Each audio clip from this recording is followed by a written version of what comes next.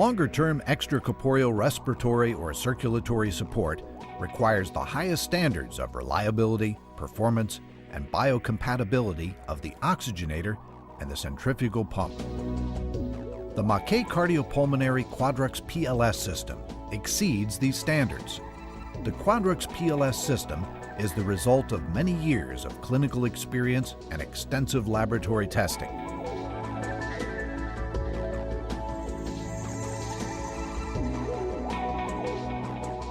Maquet developed and configured the system in cooperation with users around the world, allowing quick and safe handling in different work situations.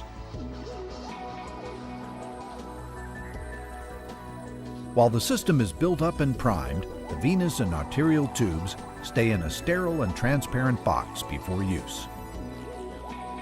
With a small circular motion, the oxygenator is click-fitted into its holder. Before priming the system, the oxygenator gas and water lines are connected.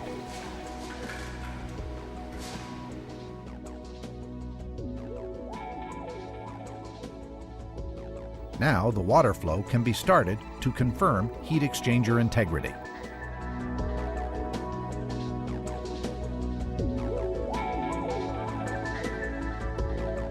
The venous line is connected to the inlet port of the centrifugal pump and is secured with a tie strap. This is the only connection that the user must make. All other lines are pre-connected and tie strapped.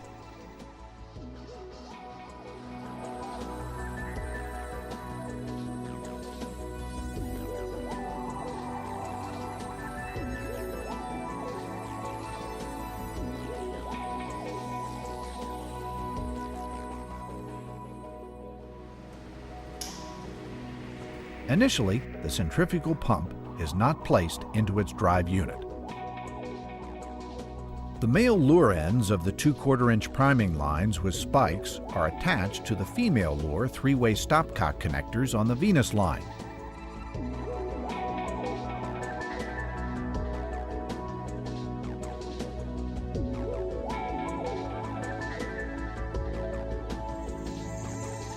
The priming line nearest the sterile box is connected to the attached reservoir bag.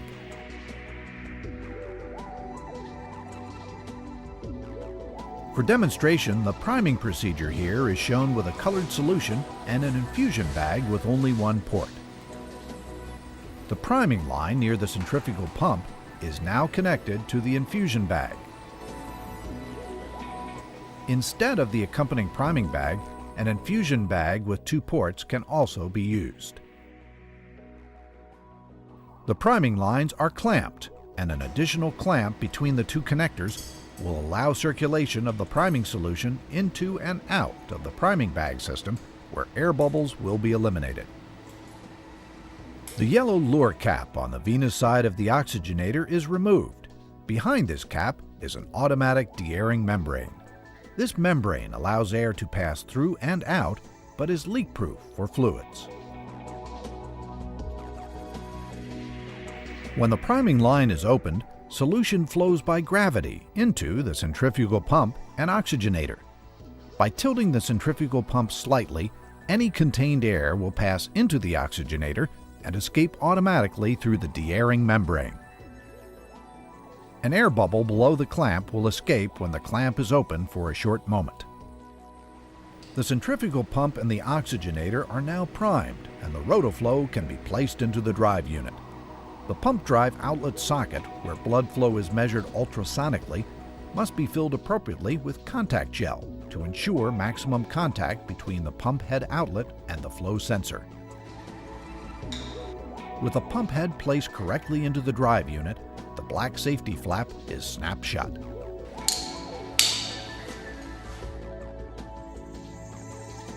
The sterile lines in the box must now be primed. First, the 3-way stopcock on the priming line nearest the box is opened so that remaining air in the lines can escape. The centrifugal pump is now used to actively start priming the lines in the box.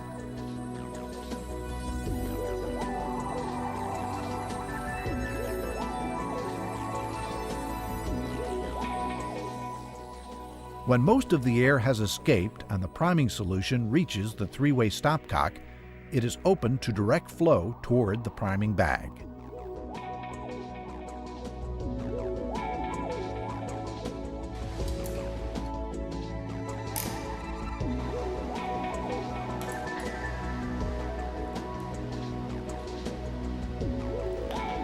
The nearly empty infusion bag is now removed, and the line spike is attached to the priming bag.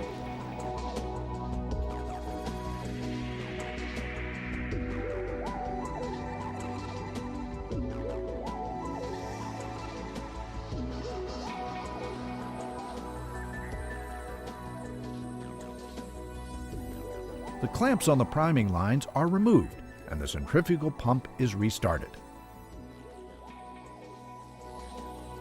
Recirculation now goes through the priming reservoir bag. Any air bubbles in the system are trapped and retained in the bag.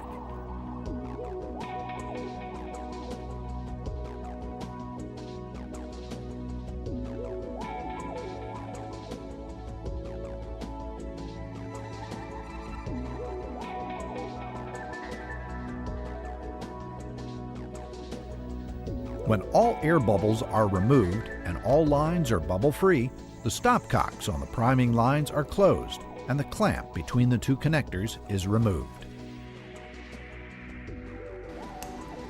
Solution is now flowing through the entire system, and the Rotoflow centrifugal pump speed can be increased to a high flow. The priming lines are no longer required and can be removed.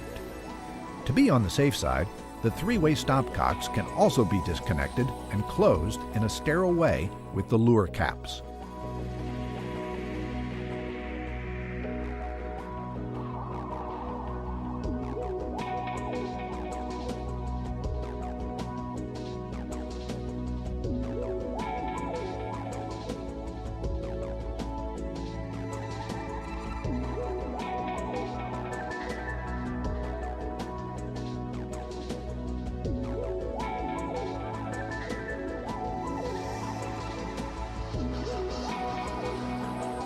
Maquet, the gold standard.